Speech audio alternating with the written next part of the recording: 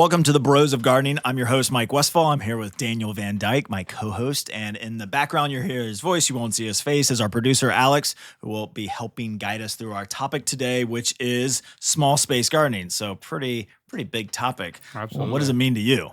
So, it's something we've seen a lot more of, obviously, the landscape world and kind of the housing world is ever changing. And we've seen a lot of, you see these people that don't necessarily have these huge yards or even more importantly, they don't want these huge areas. Right. Obviously we've touched on low maintenance a few episodes ago. And obviously one really easy way to cut down on maintenance is to cut down on the amount of space you have. And so you see a lot of people downsizing or not even necessarily downsizing the houses, but just the outdoor space. And so then what you really have to do is try to think through, okay, how do I maximize the potential of this space? Because you don't have an overwhelming amount of space to just kind of play with.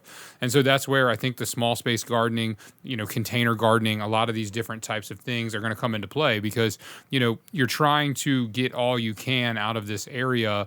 And that's where it really comes into what you want out of that space. And that's where you have to be a little bit more specific and a little bit more detailed when you really think through and kind of plan what your expectations are. But, that's kind of what it means on the landscape side of things. I'm sure y'all get a lot of that in the retail world as well. Oh yeah. I mean, and it can come from so many different directions. Like you said, it's hey, I've got too big of a yard. I don't want to maintain this anymore. I'm moving into a smaller space. Or it could be, hey, I want to turn this into a smaller space. I want, a small private space to maybe entertain or, to enjoy dinners at night, whatever it might be. So there's lots of different reasons. I mean, certainly I have customers that come up and say, I only have full sun in this one spot. What can I do? Yeah, absolutely. And so it's like, well, I want to grow vegetables or I want to grow edible plants and I need full sun and I've only got it in this one spot, but it happens to be on my deck. Yep. So, hey, now we're into small space gardening, we're into container gardening, and it goes on and on and on from there. So it can come from so many different places and there's a lot of different solutions. I think that's what's cool about it is you can go a lot of different directions. I mean, you think back into I think it's like 40s and 50s, where small space gardening was the square foot garden, raised beds. I mean, falls into this category too. So lots and lots of possibilities and lots of different solutions to help customers, whether they're landscape or retail, walking into the stores to help them with their small space needs. Absolutely. So Alex, what you got for us? When someone does start with their only space that they can have being a small bed or a patio, what would be the two of you? What would you guys recommend? So I think, again, for me, the most important thing, again, you can look at it from different ways, but, when we approach it from a landscape design and installation standpoint, what we're really trying to figure out from that customer is what do you want to utilize this space for? And so for small space gardening, that can mean a lot of different things. If you're somebody who wants to entertain a lot, you may want to, incorporate some type of a patio area, or maybe you already have a patio area, but you want to leave as much of that area open for entertaining. You want to have a 8-person dining set out there. And so those are all the types of things you kind of have to think through when you first start kind of initially planning out. Yep. And that would be my biggest recommendation is don't just start buying a bunch of containers, don't start buying a bunch of plant material that you think looks nice. Think through that and think through kind of how you want to allocate that space. Because again, I mean, that's one of the things you have to realize is you might not necessarily be able to have everything. And so you really want to kind of pinpoint what you want. And so I would say take your time on planning it out would be probably where I would start and really think about how you want to utilize that space so that you get the most personal enjoyment out of it. And again, a lot of times that's questions like, do you want to entertain? You mentioned edible gardening, which, we could go on for a while about that in and of itself. But again, if that's something you want to do, you may want to try to find the sunny spot in your area, your small space garden, your patio, whatever the case may be. And then, start to, again, we talk about it all the time is how much do you want to work on these, whether it's a container or a small garden. And, that can be solved different ways. You can do rock gardens are very popular in small spaces, and you Right. want to, and again, if you're not trying to do a lot of maintenance and stuff like that, that's a really nice way to enhance a small space and really make a statement. Yeah. Rocks, boulders, whatever the case may be. And so there's a lot of different ways you can do it, but as far as how to get started, I would say really think about what you want to do with that space and kind of plan out how you want to allocate that space so that you can get the most out of it. Yeah, planning for sure. And I think, it depends on, what level of a gardener you might be. Sure. Are you a plant collector? Then you want a lot of smaller plants. Maybe you come from a space that was big and you had some favorite plants and it's like, I really need those in this space. Sure. That's how we can help kind of guide you and kind of, start with that. You mentioned vegetables and edible plants. Whether you need that in a small space, we can help you tackle those problems. It really depends on what your expectations are. If you're not an experienced gardener, it's very much that. I want privacy. I need privacy in this small space, or I want color, or I want a tropical feel, or I want to entertain. Those are the questions that we'll ask you on a retail side to say, hey, and I know you'll do it on the landscape side, which is what do you want out of this space? Yep, and that's where you start with, and then the possibilities are endless from there. Well, we've talked about so much about the positives of small space gardening. What kind of challenges can come up with doing this, though? Well, I think without being redundant, obviously the biggest obstacle you have to overcome, kind of like we alluded to in the planning stage, is you don't have an overwhelming amount of space. So you have to be a little bit more selective with what you want to do. Now, that's a challenge, but it's not, it obviously, again, like we've touched on, can create a positive as well. Obviously, some of the issues that you're going to run into, take container gardening specifically. There are certain, challenges you face with containers in the sense of, they, depending on what container you go with, if you want to have to be able to move those containers around, there's weight restrictions and things like that. And again, it goes into how much you want to put into it. Containers, can drain quicker. They might require a little bit of additional watering than maybe plants you've planted. And again, from a traffic area, you have to pay attention to things like that. If you don't have a huge space, you can't do these big bulky containers or plants or plant material. In small spaces, you might not be able to plant your favorite tree because you don't have a ton of space, or maybe you're up close to the house on the front foundation, something to that aspect. So there are a lot of challenges with it, but you can get creative, and that's what I always say is try out different things. Just play with different things and kind of find what you like from a, whether it's plant material, whether it's selection and location of containers, veggie gardens. I mean, you just kind of got to play with it, but you do have some inherent challenges with that because you don't have that overwhelming amount of space where if you try something out, you can just move it somewhere else. And so I think one of the biggest challenges we deal with on the landscape side of things is foot traffic and entertaining space. Dealing with we install patios and things like that. Well, and then you want to load it up with a bunch of containers, and all of a sudden it starts to make that space feel even smaller. And so that's one of the big challenges that we run into is you don't want to create an environment where you feel really tight. You want it to feel as open and free flowing as possible. And so that's one of the biggest challenges that we deal with when dealing with these type of spaces is how to not make it feel too tight. You don't want anybody to feel claustrophobic when you're sitting on the back patio. And so I think there's different challenges that come with that we try to get creative and try to come up with some unique solutions for. And don't get discouraged. I mean, and if you got small space, if you just have a deck or a patio or a porch and you got no soil space, containers are an amazing option. Sure. I mean, they open up so many different possibilities from annual combinations, which offer a lot of color, to hanging baskets. I'm kind of messing around with, using a lot of different types of perennials. I've got a very shady front yard. I've got it's even more shady when you add the front porch onto it. And I've got a collection of old containers that I'm, playing with, putting a lot of different types of perennials in just to kind of give me that perennial kind of shade garden feel.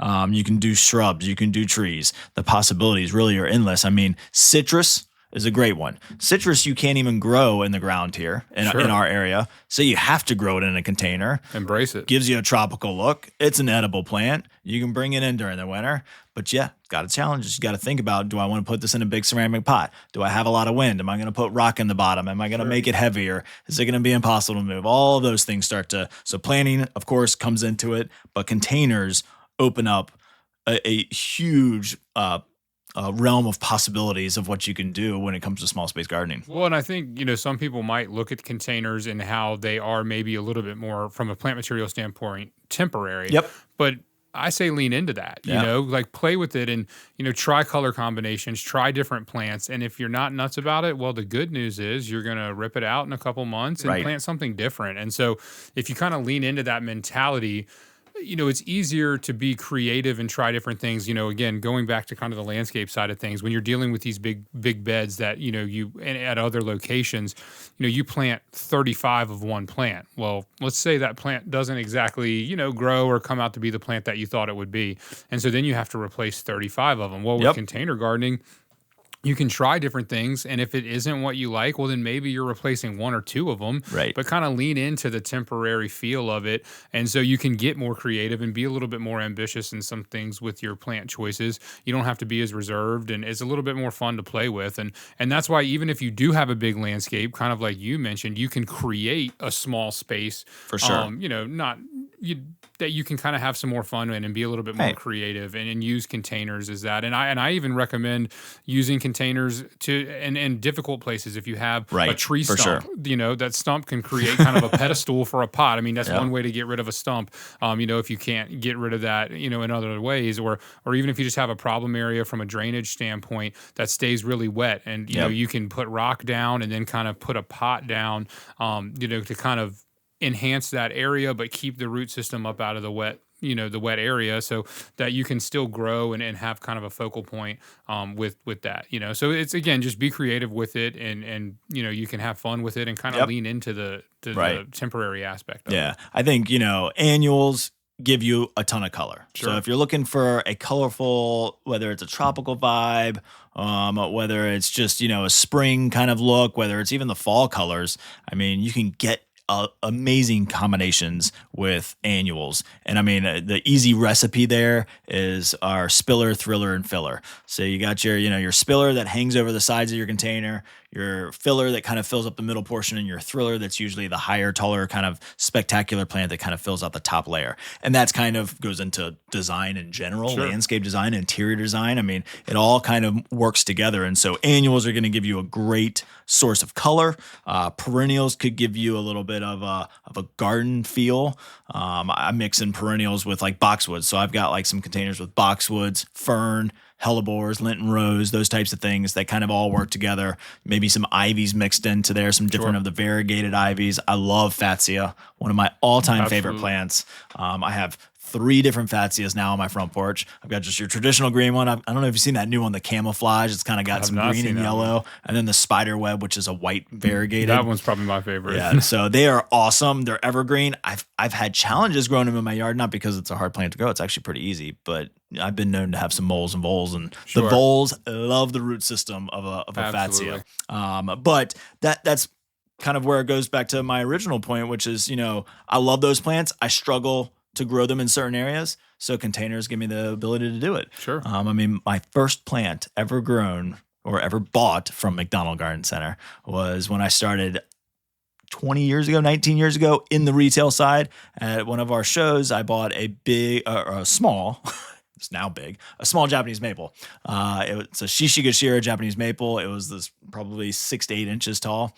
I grew it in a container for almost 20 years. I just planted it about 2 years ago in my landscape. So that plant grew for many, many years in a container. And it slowly but surely over time got upgraded into a bigger container. It became one of my prized possessions. It eventually needed to go in the ground. Sure. And so, I mean, no plant can live in a pot forever. Well, I say that, but bonsai would kind of correct me there. But I grew it very successfully for many years. Loved that plant. Eventually, I put it in the ground just because it needed more source of, a bigger source of soil and room to grow. But that's the thing that you can do. Yeah. You can grow Japanese maples and in I think pots forever. And that's, again, talking about the challenges of obviously container gardening, but even, just small space gardening in general is, plants don't stop growing, know, and so that's the thing is embracing kind of the concept of, whether it's a small space where the canopy or the bush or tree or shrub, whatever, may overpower that area eventually because you don't have a lot of space. Right. And so again, there's two different ways to approach that. Do you try to pick things that are maybe a little bit more appropriate for that, or do again you lean into kind of the temporary aspect of it is, hey, I'm going to enjoy this for 3 or 4 years. Right. And so I know from personal experience, what I would do is I would grow Japanese maples in pots. And then I would, once they got out of that pot, I'd say, all right, now I'm going to go try to find a location in my yard, or, hey, I got a beautiful plant from my dad or my brother, or, use it as a gift, whatever the case may be. So I think, that's, containers and small spaces in general is you just have to be much more conscientious of the long term of that. And so, like you said, I love doing Japanese maples in pots, and a lot of people don't think about Japanese maples for container gardening or small space gardening. But again, that's just one of those plants that can really fit the bill, and that's where it comes down to just plant selection and things like that. And mixing uses. I mean, annuals, you're going to have to replace. Sure. As the season changes, you're going to have to replace. But mixing it with a shrub or a tree, a Japanese maple, or, one of my favorites is like the autumn rocket camellia, tall, upright, pillar-shaped, column-shaped shrub, blooms in the winter. It's a fall blooming camellia. But you can underplant it with some, really nice annuals. And then next year, maybe it's just the shrub, or maybe you plant some perennial ground covers under it. I mean, the possibilities literally are endless when it comes to containers. So if you have a small space, I definitely recommend using some containers. What you got, Alex? Well, funny enough, I have a small space, and I struggle so much with trying to, make it something that looks appealing, but also, kind of maintain it. Right. It has a giant pine tree in front of it. Sunlight can come in only through the morning, and it's very narrow. There's not a lot of walking room out there. Right. What would be perfect for that kind of area? So I think obviously when dealing with narrow areas, again, kind of going back on what I talked about, is you don't want it to feel too tight. And so that's where I think, especially dealing with, particularly when you're dealing with narrow spaces, is you don't want to overload it. Again, I love plants as much as the next guy. Obviously, we're doing a podcast about gardening and landscaping, but you don't want to get overly ambitious with your, the amount of containers. Picking containers that fit the space. Obviously, most containers picture round containers. Yep. But they do make elongated, square, rectangular containers that are made for those exact situations where you can have, kind of a skinny pot that will fit that bill. And so I think, and then again, picking plant material that is going to grow much more vertically than it is out. And so it all comes back down to the plant selection and kind of the container selection. Whether that's, again, if we're just talking about a small space, not necessarily a container, maybe you only have a 2-foot wide bed that runs along the edge of your patio. Yep. Well, again, that's going to come down to what type of plant material you're going to pick. You don't want to pick something that's overhanging and constantly going to be hitting you in the face as you walk by it. So you're going to want to pick something that's going to grow vertically. It's going to grow narrow. Maybe even training something on a trellis or something like that. It's a great option. A really popular way to do it. You can get a full bush, shrub, vine, whatever the case may be. And that's the thing, is trellises aren't just made for vines. I mean, you can do a espalier, which, for people who don't necessarily know what that means, that can be a shrub or something that's grown on, a trellis that kind of keeps it flat. I mean, I've seen camellias and things like that. I've seen really fruit trees like that. Yeah, fruit trees. And so again, that's a perfect example of something that's been created for this exact problem. Yep. And so there are a lot of creative solutions to it, but I would say it's all going to come down to just planning that space out so that you kind of pick and choose where you really want to have something. Right. And then again, whether it's an espalier or a trellis or even just a vertically grown plant, picking something, being conscientious of that is going to be where it really comes into play. Yeah. I think those are all amazing options. Deck railing or railing planters, window box types of planters, get outside of that area and still keep the space open. Hanging baskets, go up high and you don't have to worry about taking up your floor space. I would say if you're a plant collector or want to become a plant collector or want to do a lot of plants, then maybe you're looking at a shelving unit and you're looking at collecting smaller plants. Maybe it's bonsai. Maybe it's, a couple house plants that take a summer vacation outside and come back in during the winter. Or maybe it's a grouping of pots. Maybe it's 5 or 6, pots down at the end of one side that are kind of grouped together that are close that you can plant plants. But I think great advice on thinking more vertically, kind of trying to stay contained within the planter or in the Well, I know space as hanging much as baskets. I possible. mean, we carry a ton of hanging Yeah. baskets. I mean, I know you can talk about those much more than I can, but I know hanging baskets are another one that we've used, to accent different areas where maybe there's not a lot of ground space, get it up off the ground a little Exactly. bit, Yep. maximize as much space as you can. And think about those plants. I mean, like a sweet potato vine, a petunia, you probably aren't going to do because they're going to get pretty wide and Sure. pretty wild and crazy. But keeping them smaller. Even, I mean, I don't know that I'd go as far as saying like fairy gardening, but the smaller gardening where you can plant multiple small miniature conifers, bonsai type of thing gives you the feeling of a garden, but in a small confined space. So possibilities are endless for you, Alex. It truly is. What if you're someone, though, who is not able to kind of keep going out there and keeping check on your plants? What about low maintenance options? Yeah, I mean, there's lots of different ways to make your containers low maintenance. When you're specifically talking about containers, I mean, there's watering aids like your plant nannies, and you've got lots of different types of siphoning watering systems. Then it's how are you going to get water to them, and what's easiest for you? Do you have a hose nearby? Do you want to do it by watering can? What are you limited to? So, I mean, those are some of the things you think about. Then you start to say, well, I don't have a great source of water, or it's harder for me to get water. I want low maintenance. So then it's looking at the types of plants and saying, I want to go with an easier low maintenance plant material like succulents or cactus and things like that can take yucca, things that don't need a lot of water. When you're talking about smaller spaces, it can get pretty easy. I mean, I'll let Daniel run with that. I mean, we've done a lot of, I think, small space installations of like the artificial turf. Yeah, absolutely. I mean, I think, and again, going away from the container side of things and focusing more on small spaces, that's where a lot of times if people don't want to have a lot of upkeep, they have, a smaller backyard, whether that's using an artificial turf or same concept, just putting in like a paver patio. Yep. There's basically, especially with pavers, that's literally no maintenance. And so that's when, if you don't have a lot of time to upkeep a garden, you don't have a lot of time to plant and mulch and do things like that. If you do an installation of like a patio, it has a lot of benefits from an entertainment standpoint, seating areas, but then you can accent that with some containers like we've been talking about this whole time to still kind of get the feel of the outdoors and soften it up a little bit. So artificial turf is becoming increasingly popular, and again, it all comes down to your plant choice. Watering is really, when you talk about containers and small spaces, if they don't have as much room in the ground, or there's not as much, natural moisture in the ground, you have to supplement that with a little bit of extra watering. So trying to figure out how to do that. Obviously in our world, that's irrigation, but again, that's easier said than done. A lot of times getting water to those areas, even if you're going to pipe it underground and things like that, it has inherent challenges. And so that's the hardest part, I think, about it is obviously watering. They do require a little bit of extra water if they're not in the beds and prepped beds and stuff like that you can kind of help the moisture retention in the ground. So I think those would be the biggest challenges, and just going back to what you choose is going to be what's so important. And again, there's choices like rock and choices like boulders and other accent pieces that can give you the aesthetic of a focal point that isn't a big bush tree, blooming statuary fountains. I mean, y'all just did a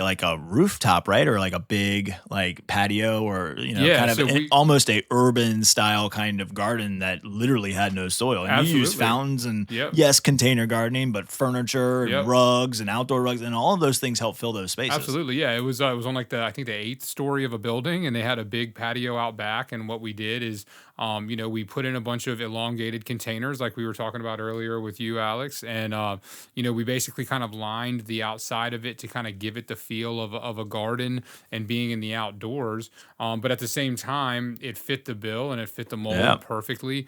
Created outdoor living space for them, with how we kind of arranged everything, but it still felt like, they were going from a very large yard and they were downsizing, and that's what we run into a lot. And so people, you mentioned earlier, you have your favorites when you're coming from a certain area. And so we did what we could to try to incorporate some of those. Obviously, not everything can happen, but we had Japanese maples in pots, like we've talked about. And they were some of their favorites, and we incorporated that into that to be able to give them kind of the best of both worlds. And so outside of watering, they really have no maintenance at all. And Yep. so when you're dealing with those types of spaces, I mean, the real, maintenance and attention that they require is going to be watering. If you can water and Yep. or find a solution for watering, that's really going to be all you need to do, other than maybe changing out some stuff. And like we said, kind of leaning into the temporary aspect of it. Awesome. Well, great. You got anything else left for us, Alex? No, you guys answered my question pretty perfectly. So we've solved Alex's problem. Hopefully we solve some of your problems if you're dealing with small space gardening, or maybe you want to create small space, or maybe you're thinking about downsizing, then you still have lots of possibilities. Absolutely. So thanks for joining us on the Bros of Gardening. Next week, we will be talking about entertainment spaces. So we kind of briefly mentioned it here today, but how are you going to be entertaining in the garden? So it'll be a lot of fun, and we'll get into that topic next week here at the Bros of Gardening. Thanks for tuning in.